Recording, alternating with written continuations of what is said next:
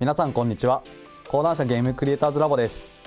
今年1月に放送を開始したクリエイター投稿型ゲーム紹介番組アメイジングインディーゲームズ。今回は2回目の収録です。この番組では投稿いただいたゲームの魅力を楽しく紹介していきます。コメントを担当するのはゲームクリエイターズラボの小島です。よろしくお願いいたします。そして今回もゲームの紹介はプロにお願いしたいということで、自身でゲーム制作も行う声優の畑中真奈さんをお呼びしました。畑中さん、よろしくお願いします。よろしくお願いします。前回は初回収録でしたがいかがでしたか？も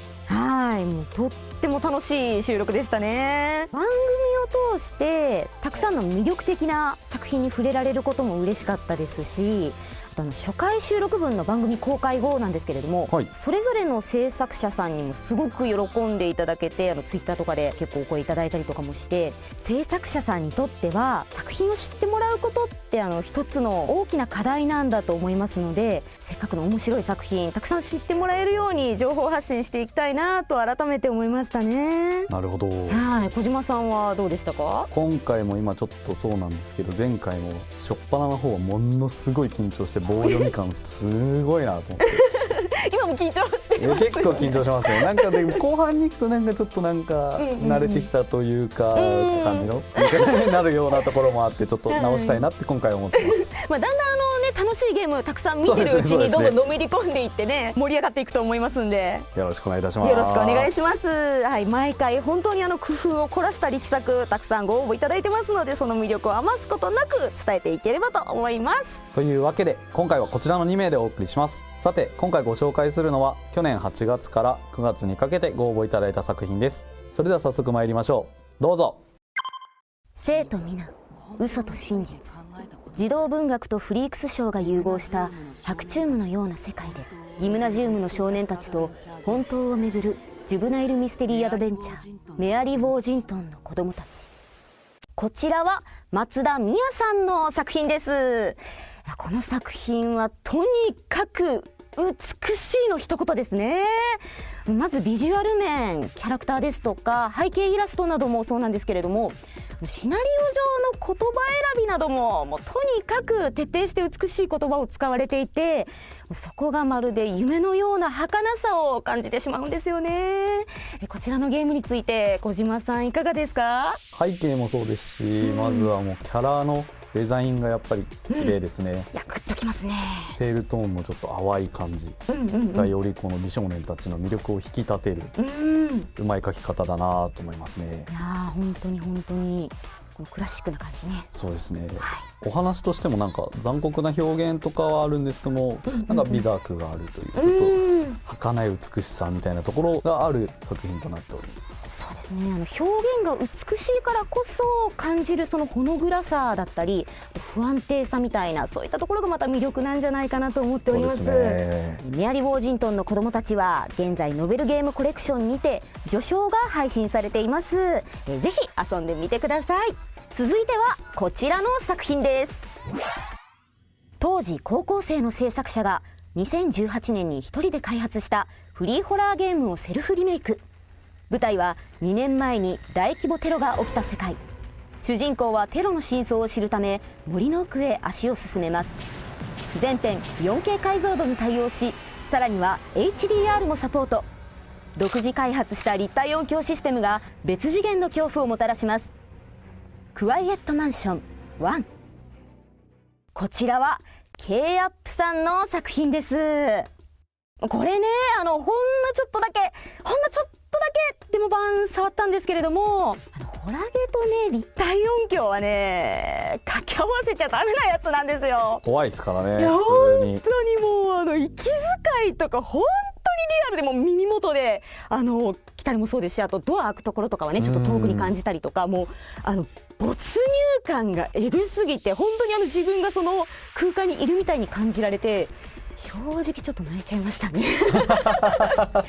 んはどうですか、このゲーム。この方ゲームクリエイターズラボの持ち込み面談っていう方にも来ていただいたことがあったんですけども、自分もその時に触らせてもらって、いや普通に怖いんだが、いや怖いんですよ。そうなんです。平田さんの席の隣でこれやってたんですけども、隣でもうビクビクしてしまいには足が飛び跳ねてガーンとぶつかるっていうようなアクシデントもあるぐらい怖かったです。この応募者さんね、おっしゃるには一回その VTuber の方が体験版プレイされてて、でなんか配信でやられてたらしいんですけど、もうあまりに怖くてもう泣き出して配信終了になっちゃうみたいなこともあったぐらいらしいんで、もうめちゃくちゃ気持ちわかりますね。徹底した恐怖表現するために高い画質ですとか、それから音質ですね、そういったところがユーザーさんの環境に合わせてより上質な恐怖を感じられるように最適化できるような細かい調整がねできるようになってるみたいで、そこがまたねもう本当になんてことをしてくれたんだとはい、思いました。素晴らしい作品です。クワイエットマンション1は現在鋭意開発中とのことです。番組放映後は本 PV を一般公開するそうなので、こちらもチェックしてみてください。アワーカジュアルバトルフィールド、物理演算を利用したオブジェクトのぶっつけバトルゲーム。キャラクターの両手両足を動かし、それらのオブジェクトへの当たり方によってオブジェクトの飛び方が変わる不確実性を楽しむゲームです。こちらは You Do You Mod さんの作品です。これはなかなかのドッタンバッタンな面白さがありそうですねシンプルな遊び方ながらゲーム内容にもバラエティーがありますし、いろんな飛ばし方を試したくなっちゃいますね。小島さん、こちらのゲームについていかがでしょうか。見た目からもう見てもコメディー感半端じゃないこのなんか絶妙にシュールな感じが。そうなんですよ。普通は両手両足にこうアクションボタンを割り振られることってあんまりないんですけれど、そういったところにもこう力を入れていて、こうやっぱり右足で蹴るのか左足で蹴るのかでやっぱり違ったりとかすると思うので、そういうところもやっぱり気を使っていらっしゃるなというふうに感じました。いやいいですね。同じ操作をしても決して同じ結果になるわけじゃないっていうのがまたちょっと面白そうなところですよね。こちらのアワーカジュアルバトルフィールドは現在 Steam で配信中でございます。ぜひ遊んでみてください。続いてはこちらの作品です。ディープデスダンジョンダークネス。死んだ恋人に会いに行くため何度も挑戦するダークファンタジーローグライクアクション。冥界へと通じる死の迷宮はプレイするたびに構造が変化します。豊富な武器、魔法を介した重厚なアクションと骨太な戦闘。一度死んでしまえば全ロストで最初からやり直しのハードコアなゲームです。さあ、こちらはヨースコー TV さんの作品です。これは遊び応えのありそうな作品ですよね。死んだら全ロストってめちゃくちゃ厳しいんですけど、こういう鬼畜仕様がたまらんみたいなゲーマーも多いんですよね。小島さん、本当にまさしくそれが自分なんですね。いやそうですよね。小島さんこういうね大好きなんですよ。大好きだっておっしゃってて、はい、ローグでソウルライクで、僕ちょっとこういうダークファンタジーな作品でもただそれだけで惹かれてしまうっていうところがあって、かなり、いやもうビジュアルがめちゃくちゃまず引き込まれますからね。そうですよね。この PV だけでかなりおって思うところがあって、とても気になっちゃいますね。開発者さんがアンリアルエンジン5で一人で作られてるっていうことで、いろんな方の作品見てて思うんですけども、一人でゲーム作ってここまでクオリティを持ってこれるっていうのは、もうすごい時代になってきたなとひしひしと感じますね。そうですね。でこちらのそのゲーム、東京ゲームダンジョンですとか、イベントに出展されてたりとかあったみたいなんですけれども、その中でもお客様の反応ですとか見たり、意見を聞いたりして、そのフィードバックをですねゲームに反映していったりだとかして、すごく丁寧に作っていってるので、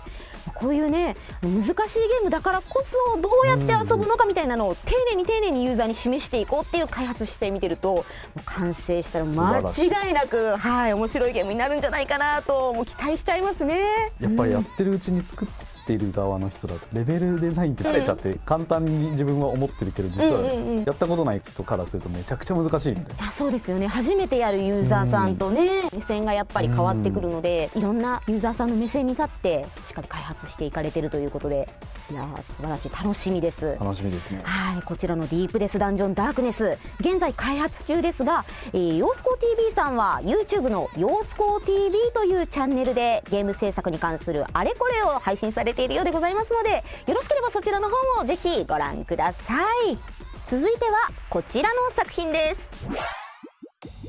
闇鍋人狼は美味しい鍋を作る店員陣営と、それを邪魔して闇鍋を作るスパイ陣営に分かれて遊ぶ正体隠匿ゲームです。食材を集めて調理する料理ゲームと会話で裏切り者を探すトークゲームの2つを組み合わせた新しい遊びが楽しめます。プレイ人数は最大4人で、プレイヤーが足りない場合は CPU を入れて遊べるので気軽に正体隠匿ゲームを遊べます。ソロモードを搭載しており、正体隠匿ゲームが苦手な人でもシナリオを読みながらじっくり練習できます。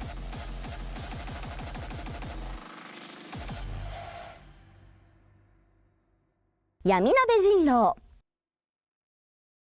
こちらはウラコンさんの作品です。スマホで遊べる新しいタイプの人狼ゲームということで、めちゃくちゃ面白そうですね。なんか人狼ってやっぱりその遊び方を覚えるのが最初大変かなっていう、印象を覚えるんですけれども、このゲームはストーリーモードで楽しく遊び方を勉強できるっていうのと、カジュアルにね楽しんでいける人狼だということで、かなり安心感がありますね。こちらのゲーム、小島さんいかがでしょうか？この人狼っていうゲームジャンルでよくありがちなのは、いわゆるゲームマネージャーと呼ばれる一試合をこう管理して回していくっていう役割が入ることが結構多いんですけど、どうしても没入感に欠ける。そうですね、そうですね。1プレイヤーなのになんかちょっと引いてみるみたいなところがあって、ちょっとなーっていうところがあるんですけど、このゲームにはそれがない。おー、素晴らしいですね。ちゃんとプレイヤーとしてしっかりそのゲームの中に入って一緒に遊ぶっていうことができるっていうのもかなりいいところだなと思いました。いいですね。4人で集まってこう1人が GM で回してこうなんかね、仲間連れではないですけど、でもなんかちょっとやっぱりこう一緒に遊びたいなみたいなのがこのゲームだと4人みんなで楽しめるっていうところでね。アプリなので手軽にみんなで遊べるのもいいですよね。そうですね。スマホのいいところってやっぱみんなが割と持っててすぐ遊べるっていうところがあるので、結構やっぱこういう人狼っていうのは楽にみんなで集まって、気軽にね遊べるっていうところがすごくいいなと思いますね。で、結構高いですね。プレイ時間もね割と自分たちでその設定しながらなんかサクッと遊びたかったらサクッと遊べるような設定にしてできますし、逆にじっくり遊びたかったらラウンド長めの設定にしてたっぷり楽しむとか、そういったこともできるので、自分たちの楽しみ方に合わせて遊ぶことができるっていうのもすごくいいところなんじゃないでしょうか。そうですね。ビジュアルにもワクワク感があってすごくなんか気になっちゃうんですけれども、前回結構時間取っちゃったからね。今回どうしようかなっていうところはあったんですが、せっかくなんで4人でプレイしてみましょう。やった